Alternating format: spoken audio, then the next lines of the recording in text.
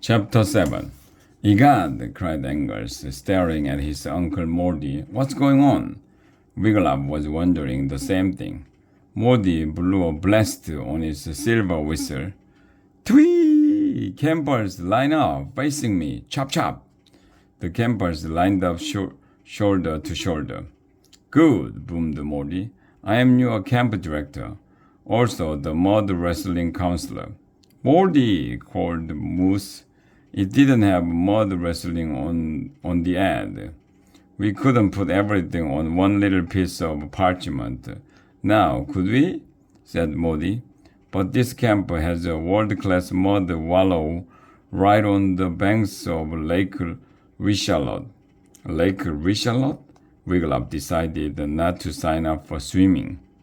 So, who's ready for supper? Morty said. I'm told that campers will eat anything if you call it by a fun-sounding name. He's only fooling, campers, cried Lady Lobelia as she bolted out of the tent and ran over to her brother. She, too, wore a bright red tunic. Call me Rollo, she said. I am the arts and crafts counselor. I'm sure you are hungry after that hike up to camp. Let's go over to Campfire Circle. And guess what, campers? You get to eat supper outside. Yay! Cried all the campers as Lolo led them over to a stack of smoldering logs. Sit down on the ground in a circle around the campfire, said Lolo. You call that a campfire? Said Gwen. At Camp Pinecone, we always had a huge pile of blazing logs. Oh, you know how to start a campfire? Asked Lolo eagerly. Well, I never actually had to start one myself, muttered Gwen. Here, let me do it, said Erica. She knelt beside the smoking logs. By the time all the campers were seated, she had a crackling fire burning. Wiglaf sat with Dudwin, Daisy, Angers, and Janice. Erica came over and joined them. Wiglaf looked at everyone sitting around the campfire, and his jaw dropped open in surprise.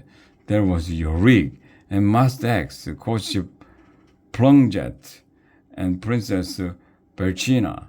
Jones, he exclaimed. Half the teachers from DSA are here. Igiway, said Daisy. Iai Isai, Iai Orbay. A ball? Wiglaf looked around. Sure enough, seated between Coach Plunjet and Princess Berchina was a large, bristly boar. He had gold-tipped tusks that shone in the firelight. I remember him. He came to DSA with Princess Berchina.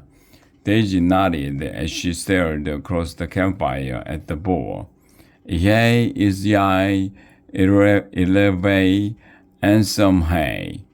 Morty planted a camp stool beside the campfire and sat down. Counselors? He said. Stand and tell your camp nicknames. Wait, cried Gwen.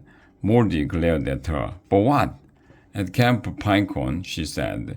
We always started campfire with the camp song. Uh-oh. Well, this is Camp Dragonoka, sputtered Morty. And we don't need a camp song. But Morty, said Lolo, I wrote one. She stepped close to the campfire. I will sing it first, campers. Then you join in. And she sang. Hail, hail, Camp Dragonoka. We pledge ourselves to thee. There's no camp like Dragonoka.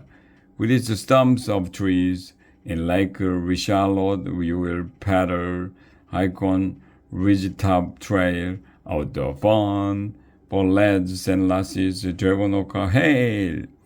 Wiglaf sang along with the other campers.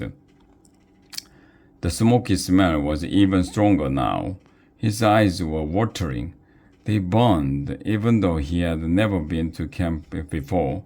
He knew there was something not quite right about Camp Dragonoka. After the song, the counselors stood and said their nicknames.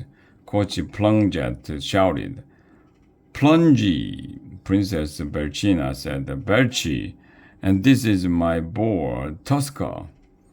Ascate, Daisy sighed. Master X stood. As always, the former executioner's head was completely covered by a black hood. Call me X-Man, he said. Yurik stood and said, Yurik. Frypot stood. Call me Cookie, he said. Thank you, counselors, said Morty. Now, campers, it's a free time. His violet eyes gleamed with joy. Get out those 3 shiny pennies. Yurik will collect them. Yurik shook out a bag and began walking from camper to camper. 3 pennies, she said, stopping in front of Dudwin. Dudwin plunged in his 3 pennies. Yurik moved on to Wiggle Up. 3 pennies, he said. He brought the 3 friends, yo. Dudwin said. Erica, Angus, and Janice, they paid. So I get in for free, said Wiggle Up. Free?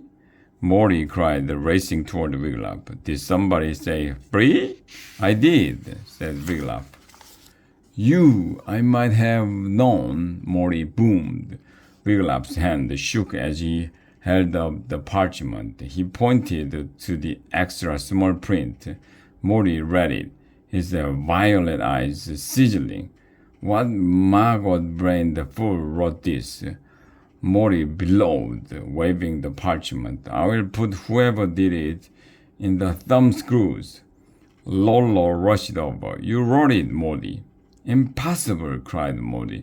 You said it was a brilliant sales pitch. Lolo reminded him. Free?